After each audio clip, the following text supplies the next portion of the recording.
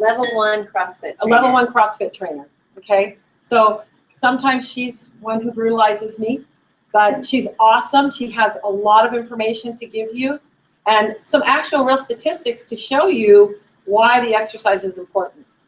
Hey guys. Like Liz said, I'm a physical therapist here at the hospital, so we get people up and get them moving here, you know, after any kind of surgery or whatever, but I also do beat people. I don't beat anybody up. But I'm a CrossFit trainer here at a local CrossFit gym, so I'm a coach, so I work with a lot of people of all different fitness levels in order to help them reach their goals. So that's kind of just where I'm coming from. All right, so I just kind of wanted to, you know, I hadn't obviously met your group before. Like I didn't know if people had surgery, hadn't had surgery yet, you know, just kind of where you were. So this is just kind of some general information for a bariatric surgery patient, mostly geared towards people who have newly had it. But we can certainly answer any questions that you might have if you're post-surgery quite a bit out and you have questions about fitness or exercise. But what I really just wanted to hit is bariatric surgery patients, you know, they know what their diet is before they have surgery. I know that's educated to you guys. I know that Liz hits that, okay? So I know that you guys have a lot of support when it comes to diet, okay? You also obviously have a support group. So you have your support group here. You have, I'm sure, other support factors, your family, friends, whoever it might be. So I know you have that. But you might not have that exercise piece. Okay, so that's just what I want to talk about today. And those 3 things are going to make you successful. Okay, diet, support, exercise. Okay, consistent and progressive exercise routine can make a big difference in your progress. Why? Because you can lose more weight.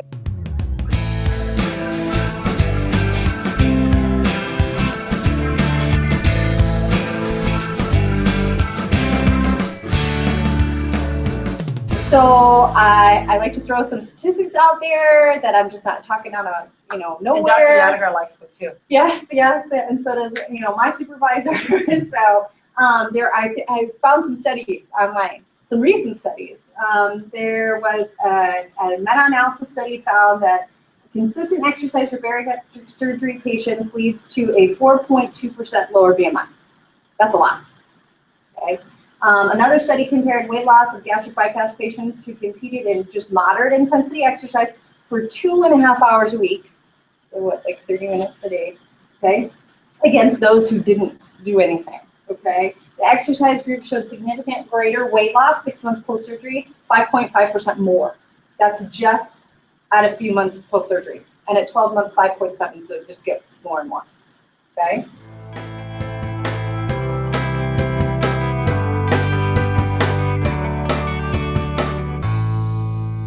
If you exercise, you will keep the weight off, okay?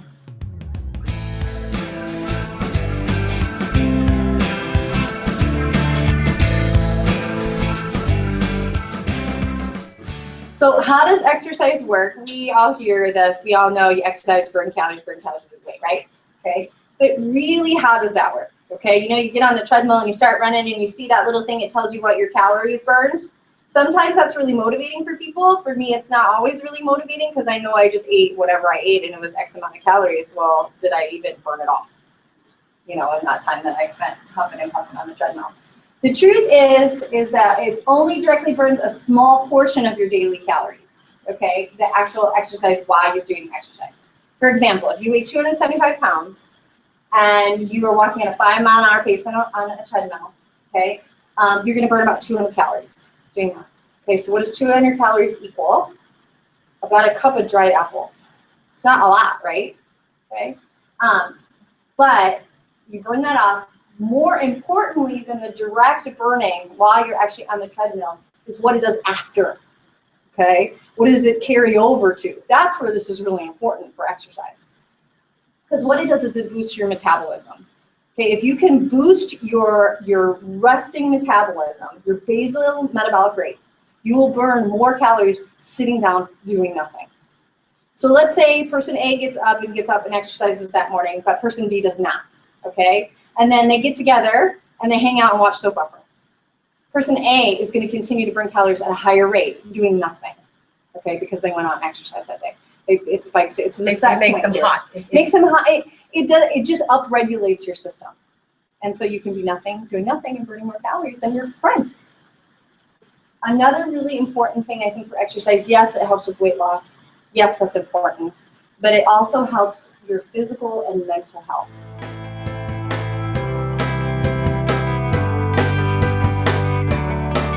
I know that there were many years in my life where I didn't exercise. I just recently got back into exercise about 4 or 5 years ago.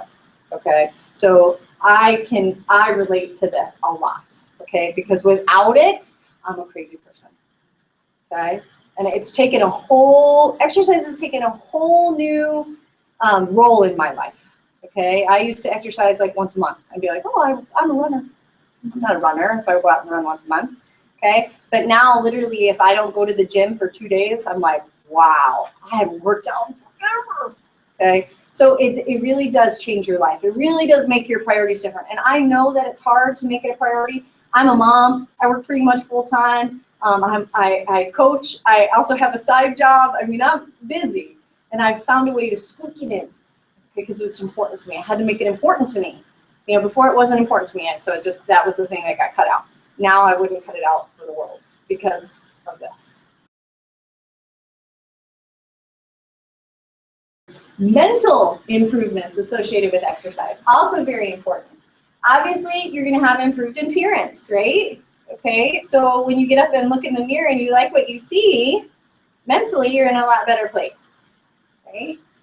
Improved motivation and sharpness. I will also attribute to this as a mom. I always complain I have mommy brain, but exercise does kind of help keep me organized. And improved libido. How like that? How is that bad?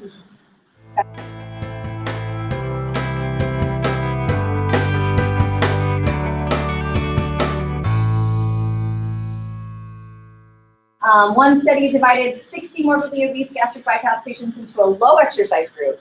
Okay, so all they did was work out 1 time for an hour for the week. Okay. And a multi-exercise group who worked out the same amount of time, an hour a week, but they split it into 2 sessions. So they did 30 minutes, okay, twice. The multi-exercise group was found to, they had quicker weight loss. They lost weight faster, okay?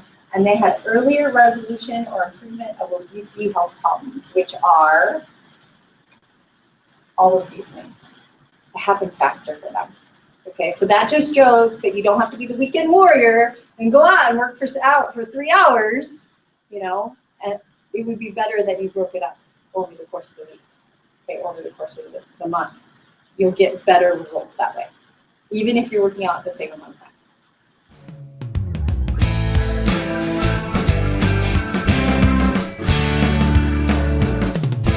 When is it safe to begin exercise? Okay, for those of you that have not had surgery yet, but are having it soon, you know, if you haven't had it yet, get out there and start now. Start today. Go home and walk, do whatever you need to do. Go do something, okay? But if you're having surgery, let's say you had surgery today, what would you do? Okay, you have to check with your surgeon, okay? Bottom line is they're the ones who make the bottom line decision, okay? But Dr. Yadegar is very pro exercise, so that's good. Generally, most patients begin 3 to 6 weeks post-surgery for exercise. Okay, that being said, you're gonna start walking day 1, okay? And those of you who had surgery know that, okay? So I'm kind of talking about a little bit more aggressive, getting back in the gym, starting with some weights, taking some classes, doing that kind of stuff, okay? Because you're gonna begin walking 20 to 30 minutes or more. I know our patients here walk more than that right after surgery. And you're gonna start at a slow pace and you're gonna increase as your endurance improves. It's okay to spread out your time. You don't have to go, like I said, weekend warrior and work out for 6 hours. You can break it up. You can do a little bit on Monday and a little on Tuesday and a little on Wednesday. You can even break it up during the day. I think I heard a lady say she walks out and then she walks back later in the day. That's good. That's awesome. Break it up. You'll make it enjoyable for you. 6 weeks post-surgery, you can begin a more intense exercise routine to include strength, flexibility, and endurance. Those are the 3 pieces that are important for exercise. And you can work up to doubling your heart rate during cardiovascular activities. So if you could take your resting heart rate, okay, you want that to double. You're going to work up to double that while you're actually exercising.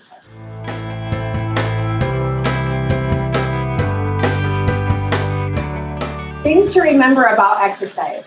Stick to your routine and a program that you like. Don't keep doing stuff you don't, because you're never going to stick with it. Okay? I love CrossFit. I don't know if you guys have heard about it, but it's kind of a cult. It's great. I love it. It is the one thing that I have found that I have stuck with, and it has motivated me. I would hate Zumba. I did it once. It was awful. I never want to do it again. Okay? It's because it's not for me. But that's okay. You just have to find something that works for you, what you like. Okay? Find a program that really just speaks to you as a person. Okay? Remember to start slowly. Okay? Hi, I want to try a spin class. Awesome. Definitely try spin. Hurts. Do it. But maybe go for the first 20 minutes class and see how you feel. If you feel good, then go the next time 30 minutes. And 20 minutes. We're just not doing as hard as they're doing. Yeah. Turn it up, turn it down. You know, just because the lady says turn it up doesn't mean you have to turn it up. I know, turn it up. Okay. You also want to be careful of skin problems. Obviously, skin is an issue for people who are losing weight. There could be a lot of rubbing and those kind of issues. Also, shoes, blisters, good footwear. Those are all things to be aware of. Okay, and if you have questions about those, talk to your physician. Okay, that hey, this is going on. What can I use? You know, there are certainly creams and lotions and sticks and stuff that you can use that will help with that. Good shoes. Remember to warm up and cool down. Also very important for any exercise routine. Monitor your heart rate. We talked about doubling it. You want to also be at a conversational pace. That's a good way to just monitor while you're exercising. You want to be able to talk to the person next to you, okay? And be able to do that during those long distance activities. And if you have pain, stop. And I'm not talking about, oh my gosh, this is so hard pain. What I'm talking about is, oh my gosh, I stepped wrong and my knee really hurts. Okay, that's the point at which you need to stop. Okay, and if those problems continue, that's when you go back to your physician and go, wow, my knee really hurts. And then maybe you'll come see somebody like me who's a PT and we'll fix it. Okay, so you can get back to the activity that you're starting to like and get involved. Those things happen. You know, people haven't exercised for a long time and they start to get back to it. Your body is gonna say, what? Okay, and it's gonna happen. So you're gonna have little aches and pains and twinges. And, you know, if you don't want to push through necessarily, if it's something that's aggravating you, you need to go see somebody. The exercise tripod, I mentioned this earlier. The big things to think about when you are exercising are endurance, flexibility, and strength. Endurance, obviously, you're kind of increasing your time that you're doing something. You can pick that activity that you like, whether it be walking or bike or I saw that someone who I have one of those 5-pound hula. I could never do that. I could never do it. I'd never make it. If you could do that 30 minutes, what a workout, man. What an ab workout. Okay, swimming, something that you start, you might do for 10 minutes. You're going to slowly increase it, increase. Get your cardiovascular health up, your endurance, your heart, your lungs, okay, working towards that. And sometimes when you're doing an endurance thing, you're doing it and you're really getting it up there and you're thinking, oh my gosh, I'm going to explode. You know, at that point in time, you're more than likely done. Yeah. But you build from there. Yeah. You build from there. Flexibility, and I will be honest with you, I didn't like this piece of exercise until recently. Okay, because I kind of was like, yeah, that's a workout. Okay, holy cow, yoga's a workout. I suggest if you haven't done it, to try it. In fact, I just took a class on Sunday at the Roots Place downtown. Oh my gosh, I was sweating like crazy. Okay. If you don't address the flexibility part of this tripod, eventually you will have some sort of limitation that you will have to go back. Okay. I'm a weightlifter and a competitive CrossFitter. There are things that I can't do because I don't have the range of motion in my shoulder, or I don't have the range of motion in my back. So I've had to go back and hit this. Okay. This is just a really great piece. Try a yoga class. Try a Tai Chi class. They're really fun. The people in the park, I'm telling you, it's a really great class. I've done a couple. They're really fun. The flexibility piece, if for nothing else, decreases your soreness. It gets you stretching. Okay, I'm the last person. I hate to stretch after my workout or before my workout. I just don't want to do it. I want to get to the workout. I want to do it. But it's really important, and it will help you feel better. Okay, It also increases your energy. Anybody who's ever taken a yoga or Tai Chi class, later that day, you feel more alive, awake, whatever you want to call it. You do. Your energy is different. Okay? It improves your mental state and it decreases stress. And it increases your coordination, which is also very good for me, and increases blood flow. So those are all good things for flexibility. And lastly, strength. Okay. Usually the endurance and the flexibility pieces that y'all can start right away. Strength people, I think, kind of veer away from a little bit. Okay. But once you get to that 6 weeks post-op and the surgeon gives you clarification that you can go ahead and start, you should start. You will get faster results with strength training than just by going out and running, walking, swimming. You will get faster results. Even if you just took 1 pound weights and walked with them, if that was the only difference you made. Okay? You don't have to buy weights and go grab a suitcase and start a pound and walk with them. You're going to get faster results while you do that. Okay? And you can do all kinds of weights. You can get in the gym, you can get the trainer, you can do old-fashioned weights. Go to the CrossFit if you like to. We'll show you some weights. Exercise balls, isometrics. Do you guys know what isometrics are? They're basically just turning the muscles on and turning them off without moving the joint at all. Even that helps improve your muscle tone. Okay? You're going to lose weight faster and you're going to change the way your body looks faster with strength.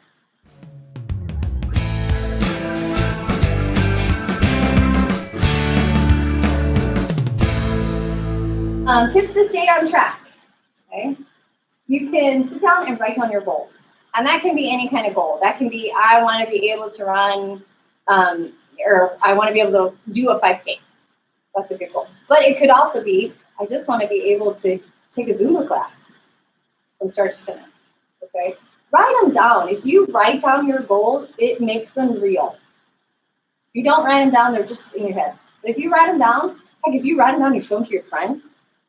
If you both sit down and write goals together, then you show each other. Then it's real. Okay? Then when you achieve those goals, cross them off, you can celebrate. Okay? Because it really is an accomplishment. Okay? You can work out with a partner. I hate to work out by myself. I do it a lot. I can't stand it. I love to work out with my husband. I love to work out with Liz. I love to work out with my friends. Okay? So find a buddy. Not only will it make you accountable for what you're doing, it'll make it way more fun and enjoyable. Okay? You want to keep the timing of your workouts consistent. Basically, what I mean by this is pick a time of day that works for you and do everything you can to stick with it. If you're going to choose to get up in the morning at 6 or 5 a.m., get up and do it every day. Set your alarm and don't let yourself not go. Because once you start that, there's your excuse. It's painful to get out there. You may, oh, I'm tired today. Tough. Get up anyway. I guarantee that if you're an AM workout person, by the time 5 p.m. rolls around, you'd be like, whew, I'm glad I went this morning. Well, I don't want to go now. Okay? And if you're going to do it at 4:30 or 5 or 6 after work, do it every day. Life gets in the way, I know. Okay? But if you can consistently stay at it, you will have way more success. Share your progress with your friends. Facebook, Instagram, do it. People don't want to see your posted workouts. Who cares? Post your workout. Because there'll be that one person that's like, oh, that's awesome. Liz did that. Holy cow, that's awesome. Okay? Share your workouts. Be proud of what you're doing. Okay? Don't stop pushing. Don't stop believing in yourself. Don't. Okay? Join a gym. Okay? Lots of different kinds of gyms out there. Find one. Those people, that's what they do for a living. Okay? They're there to help you. Try not to be intimidated. Okay? At our gym, we want people. We want you there. We are a family, okay? There's one good thing about this. We are a family, you know, our members. We get together. We hang out. We share what we do. We talk about our families and our lives and our kids. We're a family, okay? And we're there to support each other with whatever it is.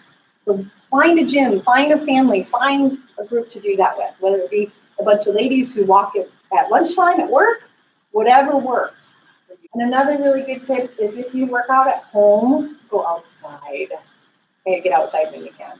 But staying inside and walking on a treadmill is so boring. Okay, you can only do that for so long before you're just going to go crazy. So go outside, change it up, go to the park, do something different.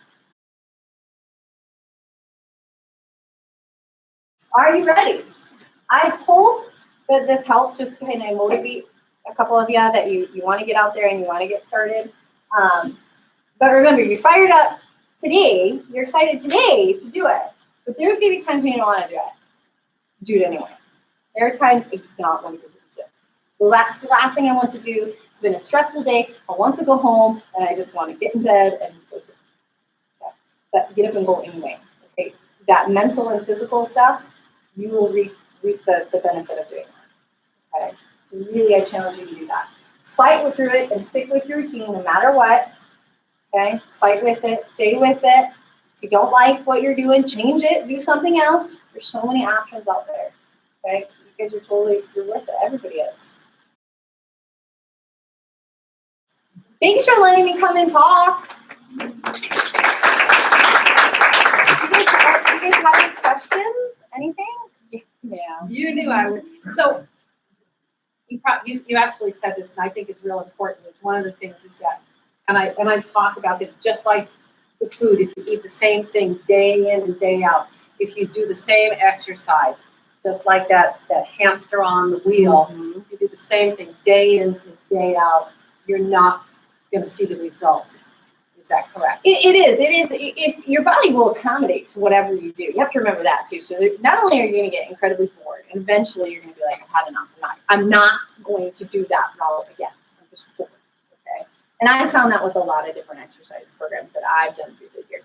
You know, that I got bored. Like I do it for 6 months. It was really exciting to start with, and then like 6 months in, I was like, oh, I have to hear that aerobics instructor one more time. You know. So, you know, you have to change it up. You accommodate, not only do you get bored, but you'll accommodate to it. You know, like runners, if you've ever been trying to get back into running, you see a lot of benefit in the beginning, and then it starts to really, really taper off. That's because your body is now used to that. Okay, so your best bet is change it up, go swim. Okay, all of a sudden you'll be sore and be like, oh, I'm in shape, and I went and swam, and oh my gosh, I can't move today. So you'll notice that. So definitely change it up. Before you work out, that you should have some kind of a protein because you don't want to catabolize and basically just start pulling from your muscles with what you're doing. And that for muscle recovery and everything, you should get some kind of protein within an hour of your workout. You should within 30 hours post-workout. It really depends on what your specific goal is at the time. You know, if you hit your target weight and you are where you want to go, you probably will eat carbs before you work out and protein within 30 minutes. Okay? If you're not, exactly what she said, if you want to burn that fat, you want to kind of keep the carbs out of your workout 2 hours and 2 hours, 2 hours before and 2 hours after, and hit the protein instead. What I do after I work out in the morning is I will make a protein drink before I go to the gym, and I will sip on my protein drink on my way to work.